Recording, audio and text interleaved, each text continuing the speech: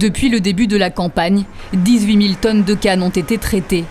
Exit l'ancienne chaudière de la sucrerie, la bagasse est désormais envoyée juste derrière, directement vers la centrale thermique. La connexion entre les deux usines a finalement retardé d'1 mois et demi le début de la campagne sucrière. Malgré cette nouvelle configuration, les résultats sont au rendez-vous. Nous ne sommes plus producteurs d'énergie, donc ce qui veut dire que nous devons donc gérer cette énergie et donc la vapeur en particulier avec beaucoup plus d'attention que précédemment.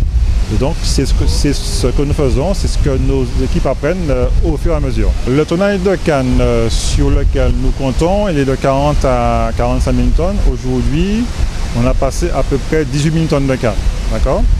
Donc je pense que d'ici mi-juillet, nous passerons en tout cas le tonnage qui reste. Même si les deux entités ont pu être reliées, après des mois de débats houleux, la sucrerie n'est pas pour autant sauvée.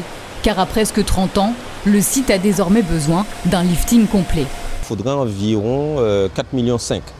Bien sûr, des demandes ont été déposées dans le cadre des dispositifs européens. Donc nous avons déposé des demandes. Nous attendons maintenant la réponse.